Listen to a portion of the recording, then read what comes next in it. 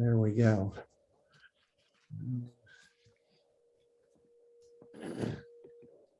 I'll broadcast my screen here so those joining us in Bentonville can see. Good morning, everybody. I'm glad you're with us.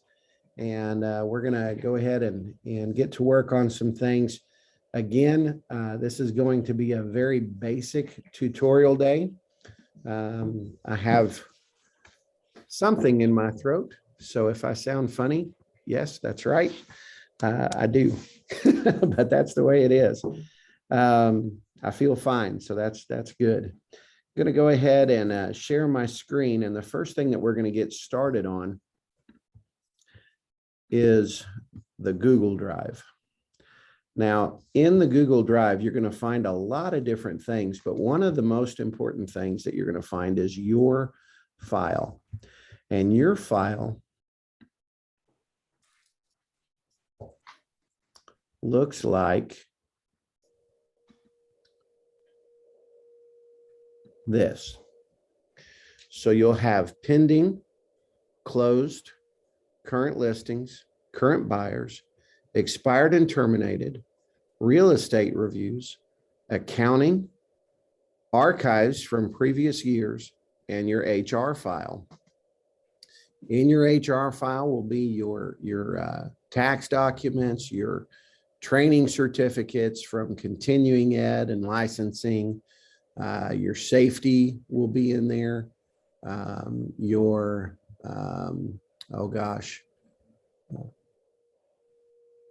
Photos of your vehicle, front, back, and side, so that we can give those to police if we need to find you. All kinds of stuff needs to go in there. If you don't have that kind of stuff in your HR file, you need to speak with your office people, and they'll get you taken care of. Accounting is going to have your information on what you're earning and things like that. So, or actually, this is going to have, like, if you are buying color copies at the office, and it'll have a running total of that. Of course, pending means your pending contracts. Closed are what you've closed this year. You'll be able to access this all year, and then it'll move into the archives. So you'll be able to access it always. And anytime you have a client call and say, hey, for my taxes, can you please send me this? You'll have it. Current listings, that has everything in a file that a seller signs. Current buyers, that has your exclusive buyer agency agreements, which should be turned in and not just held on to until you get a contract. If you're not turning in your exclusive buyer agency agreements and other starting documents when you start representing a buyer, you're doing it wrong. It needs to go in here, just like a listing doesn't hang out until you get a contract on it. A buyer doesn't hang out until you get a contract on them. Expired and terminated for the year, and then your real estate reviews. This is an extremely important file, because if you start turning in your real estate reviews, your admin is going to go ahead and begin a file with that name and address, and you will have record of what you've been doing for them for years. So you can look back and say, oh, in 2019, their home was worth this. In 2020, it was worth this. In 21, it was worth this. And you can provide that information to them at any time. So we've got a great system set up that's very progressive and should help you very much. That's what your agent file looks like. Now, the other place that you will go, you have your agent file, and then you have your S&A info file. And that's this, S&A info right there. You have buyer docs and tools. Anything that you want to know about working with a buyer will be there. Anything you want to know about working with a seller will be here. Real estate reviews here. And then after that is just a whole bunch of tools and training. If you haven't looked through this, I would recommend that you start here and here. Buyer docs and tools and seller docs and tools, real estate reviews, Those are numbered in order to keep at the top because those are the most important 3 that you'll be working with. Advertisement videos. These are just things that you can post or use if you'd like. This is a commercial that we did for a show, some jazz show. They came and recorded us in a commercial. It was great, wonderful. So all of this stuff can be used whenever you want it. Logos are here. If you need to use our logo for anything, it's right here. Marketing, I'm not sure what's in here. Marketing, postcard samples. Probably need to update that as quick as we can, Malia, and get some new stuff in there. And sales training. This is huge, guys. Tons of stuff in here. We've got training on how to do a database, how to do flow, how to do it for sale by owner, goal setting, mindset, Ninja installation docs. I mean, all the stuff that you get with a Ninja installation, an audio file of an actual installation. So you've got all of the Ninja stuff right there. You've got an installation manual. You've got the auto files where you can follow along. If you really want to do that, you can do that. Examples of flow marketing. This is a wonderful place for you to go to every now and then when you can't get an idea going. So lots there. And then we also have some audio training here from another great company. You can listen to all of these, and a lot of these are books that are uploaded that I liked and was able to get a recording of. Good stuff. So don't ever discount all the great things that we have in the drive here. Matter of fact, even in that audio training, there are some PDF books that I like too, that I think are really valuable and something that you could benefit from. So a lot of good things in the drive. That's the time that we're going to spend in the drive today, because quite honestly, the other things that you have to do in the drive are, you really don't have anything to do in the drive other than use it as a resource. Everything gets put in there for you. It's just that you need to know where to go to find it. A great thing to know is that if you type in mastery, it's going to come up. So if you can't remember where to go to look for things, and you are Kelly Colon looking for your file, you can just type in Kelly Colon. Now, you're going to see shared with me over here. When your admin creates a file for you, it will be here. These are things that have been shared with me. In order for me to have those, I can either access those in shared with me, or I guess I gotta say I got it. There we go, I got it. Or you can make a copy and move that into a file of your own. Admin can help you with this more than I can, but I've got a ton of stuff shared with me that I don't necessarily want or need. So I'm not going to save those things. But these are things that people have shared with me that they wanted help with. So like the trombone chart for staying alive. So let's leave here and let's go to some other training. And what we're going to do right now is we're going to go into a training of the MLS, and we're going to search. You know what? Before I leave there, are there any questions? You can press your space bar to unmute.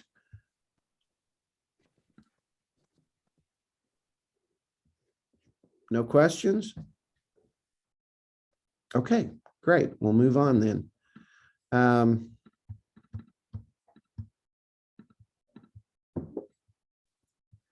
When we do a search, we're going to go hover above search, hover above residential, and then click on residential or whatever option you're looking at. Let's say that we want to know what has sold in Fayetteville in the subdivision I live in, Park Place. 3 have sold in the last 6 months. I'm going to look at those results. And here I can select all and do stats. This lets me know what's going on in there, what the average price is, what the lowest, what the highest was. This is what's going on in that neighborhood. So a very simple way to understand what's up there. Now, let's say that we want to be able to send this every time something sells. What a great way to keep up with somebody in their neighborhood. So we can click on Save a New Auto Email, and we can create a new contact or use one that we already have. And we can say, you know what, let's send that through a text as well or not. It's up to you. Okay. Just sold in your neighborhood. So from there, we've got a welcome email message. We can edit that, make it say whatever you want. And then the reoccurring, just sold. Thought you'd like to know what's up in your part of the world. And then we can click save. Look here, it says that they can send them daily or as soon as possible. Now, sending this type of email, I'm fine with sending that daily because it's just sold. It's not just listed. So we'll click save. Now let's go back and let's look at the criteria, and we're going to change that from sold to active in Park Place. Right now there's 0. However, we know that no matter what, this person will eventually buy. As soon as something is listed in Park Place, they want to buy that because they want their children to live right next door to them. And they want to feed them every night for the rest of their lives. So we can put in subject just listed in Park Place. And we've got the message here. And we can put in here, hey, wanted you to know this just listed in your neighborhood. Now, if they're a buyer looking for something to move on quickly, then we need to click on ASAP. So emails are sent right away. And then we click save. Now we've got these folks set up on an auto email where they're going to get whatever search criteria you put in whenever. So it's very simple. It's just hover over residential. Let's say town is Bentonville. Let's say that we don't need a subdivision, but we are looking for a 3-bedroom, 2-bath, and we need it to be under $140,000. Good luck, right? That's one reason, you know, you look at that 3-bed, 2-bath in Bentonville, under 140,000, 0 matches. How quickly does that person want to know about this? Right away. They're going to want to know right away. So we want to make sure they get a chance at that. We're going to new auto email, and that is when we want to make sure that a text message gets sent as well. on those so they can know right away. Any questions on how to do an auto drip campaign? Anybody want another pro tip on how to do an auto email campaign? Make sure you're included. You're going to want to know what they're talking about. Make sure you include your email and CC yourself. Another pro tip is high-end clients don't want to look through garbage. And if you set them up on an auto drip campaign, you need to do one of two things, and I'll leave it at your judgment. You need to tell them very clearly, this is not something that I view before it gets sent. So you may be looking at trailer parks for all I know. I'm sorry if that happens. This is, we've set up the data, and if the data fits the listing, you're going to get a chance to see it. However, what I prefer to do, and this is something that I just do for me. Excuse me for just a second. My throat needs this.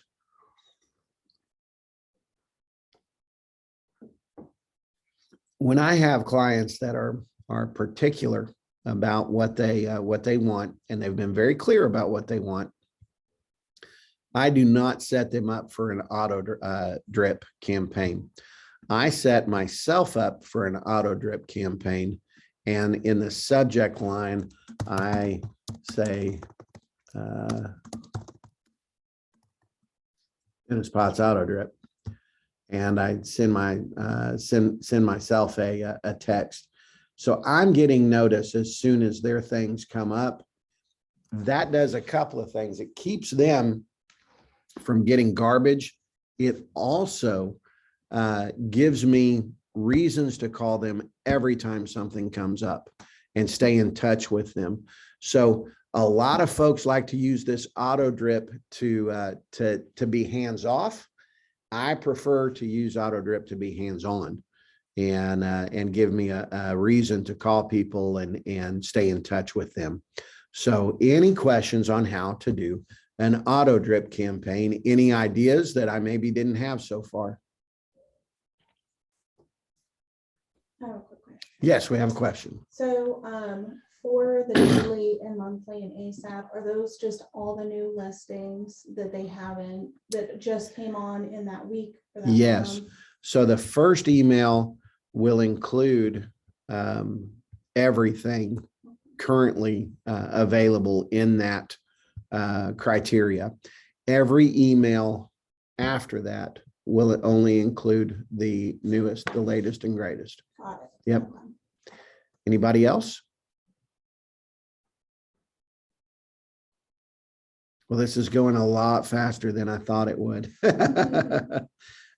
So now that you know how to do a search, and you know to go to residential search, hover over residential, and enter your data, you're going to have your auto drip set up, and your buyers are going to say, you know what, I want to go see that, and I want to get this going. Well, if you've done what you're supposed to, then you have a file set up for your buyer, and that should be in your Google Drive, because you sent all of those documents into your admin.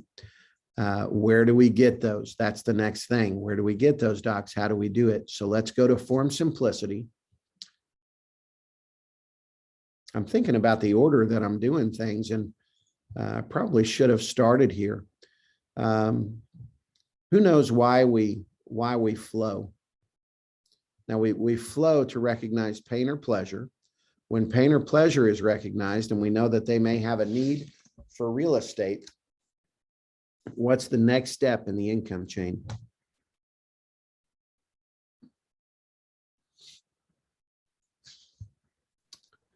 Oh my, really? Anyone? We flow to get the appointment. Who said that? Evan? Was that Evan? Yeah. Rockstar. Thank you, Evan. You flow to get the appointment.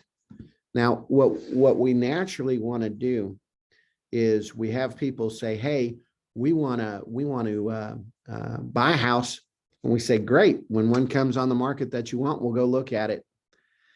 There's no value built there. There's no relationship built. There's nothing earned. You flow to get the appointment. In the appointment, you build value to get what?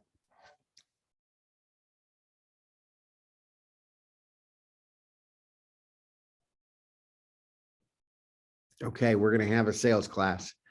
You flow to get the appointment. You get the appointment to get an agreement. We agree to work with you. They call, they say, hey, we want to sell our house. You say, yeah, I kind of figured you were.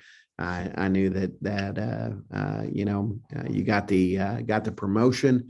Things were looking up, and I figured you'd probably be wanting to move up. So let's get that house on the market. I'd love to come and see you. Would Thursday night at 6 work? And you make the appointment.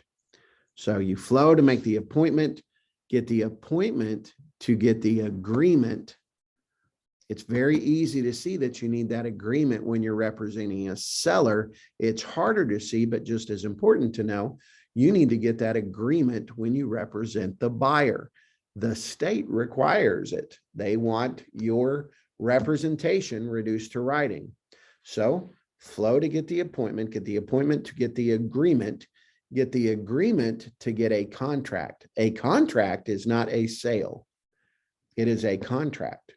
You get the contract to get a closing, and the closing to get money. Okay. That is the income chain. Flow to get the appointment to get the agreement to get the contract to get the closing, and closing to get paid. If you break a link in the chain, you don't get paid. Where do you think the link is typically broken? I'll tell you, it's typically broken at flow. People don't even start.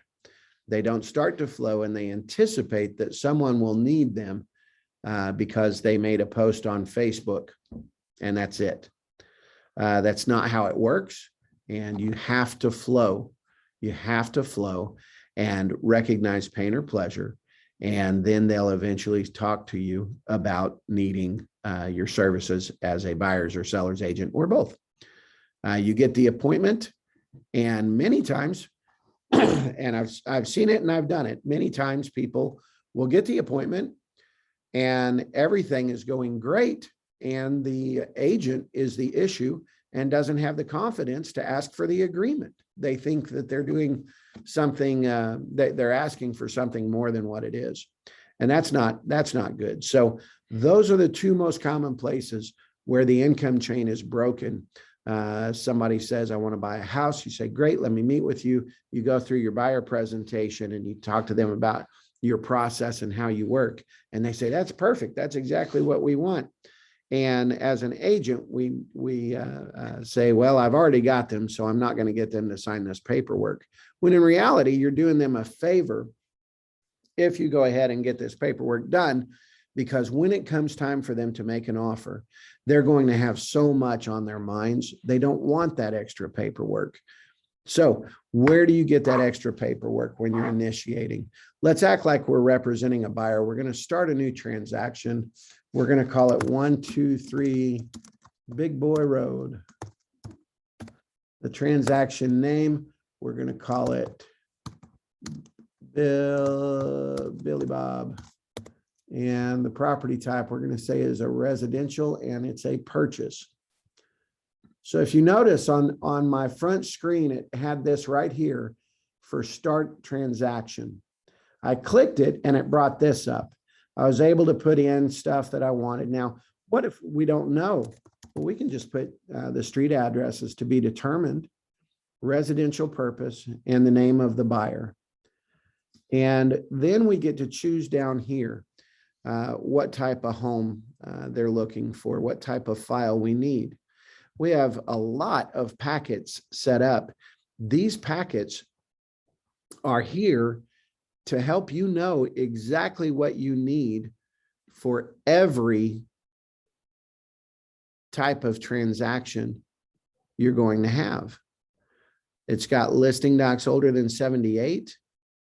It has 78 or newer than 78. Is that? Yeah, newer than 78, older than 78, land listing, a FSBO packet if you're representing a buyer and they're buying a for sale by owner, a commercial purchase, commercial property management, buyer for new construction, buyer for land, buyer for home 78 and newer, buyer for home older. So let's go to newer, and we're going to create the transaction.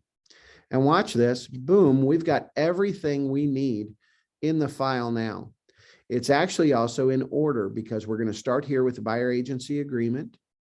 For your protection, get a home inspection, general buyer leasing disclaimer.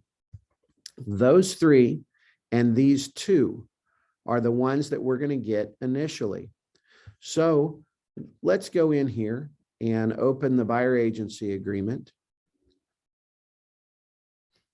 And we're representing Billy Bob to buy a house that's any.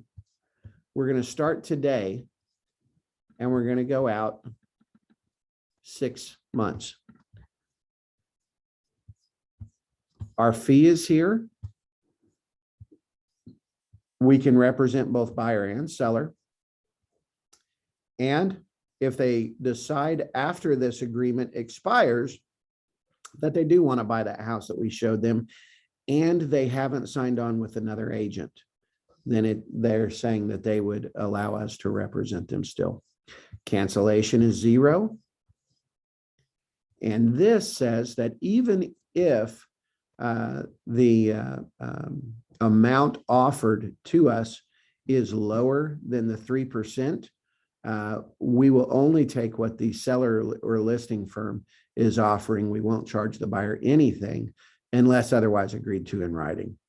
And they can terminate this agreement by texting or emailing with no penalty or fee. That cancellation clause actually says that they have to send it through certified mail, and that's just ridiculous. So here we have to put in their name, Billy Bob. And brokers, I'm going to speak specifically to you. If their contact information, phone number, and email address is not included, please do not sign an EBA if the contact information is not there. Okay. So what I like to do, let's say that it's Billy and Brenda. So I'll say Billy, and he's 479-111-2222, and Brenda is 479-888-1 or 2222. They will typically both fit. If they won't, I'll put, and they have different initials, I'll maybe put their initials. I may put him and her, and then they'll fit, and that works as well. And then both email addresses. I like to just click there and then say save and close. It saves me one click, and I'm just geeky like that. So if I can save a click, I save a click. All the rest of these are ready. So all I have to do is click these and say e-sign right here. Form Simplicity is a different program than e-sign, just for your knowledge. If e-sign is down, that's not necessarily Form Simplicity's doing. So click our create new session. It pulls up. Eventually, it's a good time for coffee.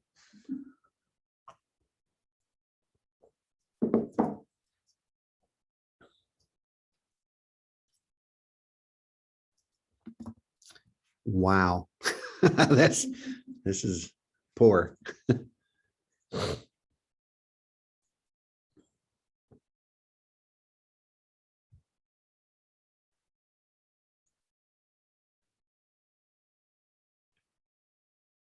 All right, and we can name the session. And I like to call these initial documents needed. Once these are signed, this is not an agreement between a buyer and seller. These are only the buyer docs. So They're going to be signed and then they'll be done. What I need to do with those is send those to my admin. So I'm going to CC email. I'm going to send to one seller, one signer at a time in order. I'm going to include myself as a signer, send CC email final documents as an attachment. This creates a PDF in the email that gets sent to your admin, and it keeps our computers clear instead of having to download the documents onto our desktop, upload them into the drive, and then delete them from the desktop. This saves your admin a step, and they will appreciate you for it and chastise you if you don't. We click next. We invite signers. And we're going to say add signer. And I'm going to say, let's see if actually, let's do that. So Felicia, you're going to get something in your email, even though you're talking while I'm talking. I see you. And Discussing what you're talking about. we're going to click next. And the buyer one is Felicia, also known as Billy Bob. And buyer's agent and buyer's broker are going to be me.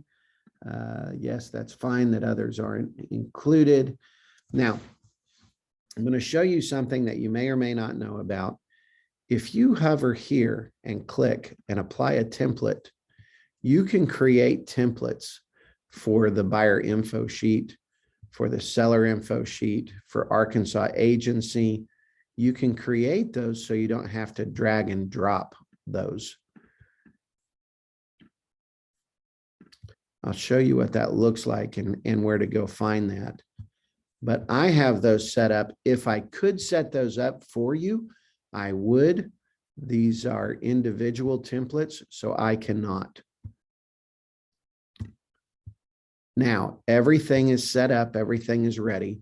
I click next. For those of you that haven't used the template creator, I'll show you now. That dropped everything in. So I don't have to do all that drag and drop stuff from the side here like this. So very, very helpful. We've got our EBA here. As you see, it automatically drops in the names where they go. Right now, we can go here to do a drop down and select different signers, or we can click on their name that's highlighted or any item of theirs. I want to drag the date and time over. The agent and broker do not have to date and time anything. Only the person, only buyers and sellers do date and time. Let's say you don't have Brenda's email address. You can just drag a form field over and let Brenda fill that in herself. Let's say on this document, you forgot to include an address and you already know what the address is and you don't want to start over again. Go to your name, drag over the form field, fill it in. Let's say that it's a counter, a seller's counter, and you've got a contract. Well, at the bottom of the contract, if you're countering it, you need to put in a checkbox that it's a counter, and then you need to put in a form field that we're countering residential contract serial number, and then you can enter that in during your signing session. So the form field and checkboxes work really well. Let's say that you've talked to the buyer or seller about options and they haven't decided, and you want to go ahead and get whatever it is written up. Well, you can use radio buttons and you can have it written up and ready. And let's say that there are 3 options. Create 3 radio buttons. Those radio buttons, once one is marked, the others aren't options. You don't have to click all three. You only click one. You can drag these wherever you want them. Yeah, you can make it how you want it. So if you're waiting to find out on if they're going to do an inspection or not, just whatever. Of course, we're always going to mark that they inspected it themselves, even if they did that. So these are great options, great things to know. This is filled in. This is done. This is done because of my how I set it up, just like this. So all of this is done. I'm going to click next. And this gives me a chance to review it after I've reviewed everything and verified it's how I want it. I'm going to click next again. I can always go back to any of these at any time before I finish. Now I'm going to click finish. I'm going to go ahead and sign now. Felicia, please go ahead and sign now too. And what I like to do is I like to tell people, this is one reason why I really like doing this during our initial buyer meeting, is I like to go ahead and pull this up while we're meeting and say, this is what your email is going to look like. You're going to click on review and sign. You're going to pick out what you want your signature to look like. And this doesn't matter. It can be whatever you want it to be, or you can draw your signature. Any of that's fine. You click start. After you click agree, if you've already reviewed the documents and you're good to go on those, you can just click on start and next, and it takes you to each session. Yes? On the radio button, do you need a form field to put in those three steps? Well, Does that make sense? what the radio buttons are for are to pick options that exist on the page that haven't been decided on yet. So let's say here, selling firm may represent both buyer and seller or may not. So if a buyer only wants you to represent them and you've talked to them about this and they're like, you know what, let us think about that. You can say, sometimes, and I take no offense to this at all. I'm here to represent you the way you want to be represented. I'm just going to put on here that you can choose whichever one you want, and you guys can go home and think about that. And then they can mark which option they want. Does that make better sense? Okay. It's very rare to use those. It's very rare to need that. Most of the time when that's needed is when you've made a mistake and need to remedy it. So the radio buttons and check marks most of the time are when you've not completed something. So I'm now done other than these things down here. So these are married, let's say yes, 3%, lender name, bank, lender email, bank.com, lender phone. You just get all of that in there and make it happen. Is this a referral? This is important because this gives your admin a heads up when they're cutting checks. When we're done, it will tell us, or we can click done. And it'll say all fields have been completed. You click yes, and it says congratulations. So I believe Felicia should have finished hers. Are you done, Felicia? No, you had it set to send after you were done. Oh, yeah, because that's how I want agents to do it as well. That way, the broker gets a chance to look at it before the clients.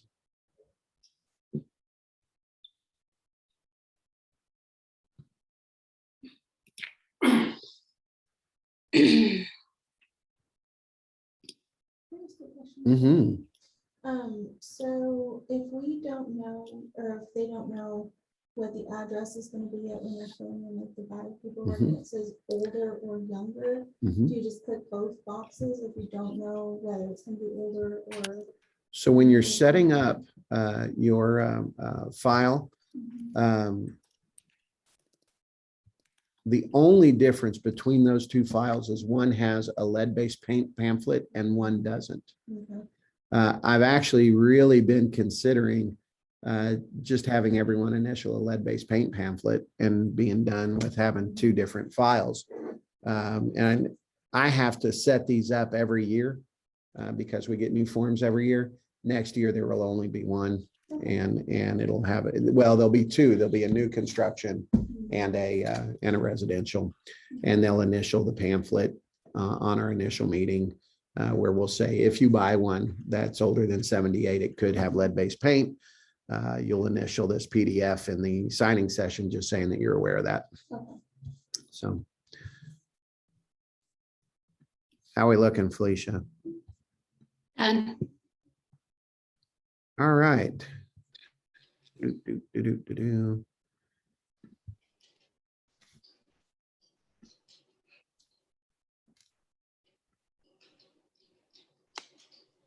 There we go.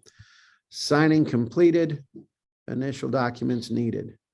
Everybody that signed will get that. Now your admin gets something that looks more like that, or any of these.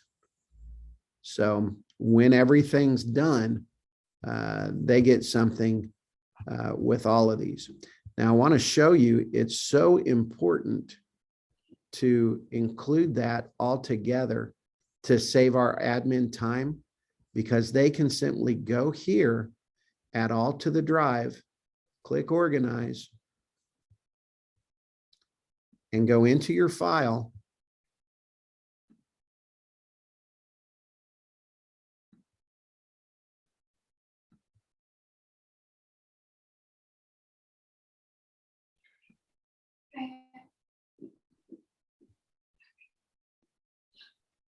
And move it where it goes all at once. So now all of those that we're needing to go in are in. When do you put anything in your drive? Never, never. The good thing here is that you never have to, and it's always going to be there for you because you sent it to your admin. So that's the training today. I hope it helped. Questions? Anyone? Bueller? No? What new did you learn, Kelly? Well, I have some takeaways for sure, like my EBAs, I don't have them all sent to the admin, so I need to do that. Let me tell you the importance. Thank you for telling us that and being brave. If you have an EBA signed with someone and you wind up unable to help them when they need help, who are they going to call? Our office. They are, and they're going to say, I can't get a hold of Kelly. There's this hot property that I want. And we'll say, oh yes, Kelly doesn't feel well. And she's not answering her phone today, or she had an emergency with a child. And let me open your file and let me help you. And if we don't have their number or anything, then we have a really hard time helping them. Really do. So that helps a lot to have that information in. And it's all in form simplicity, so I need to send it electronically. You can select those on form simplicity and then click on email option instead of e-sign option and put in your admin's email. Yep. There you go. Who else learned something new today?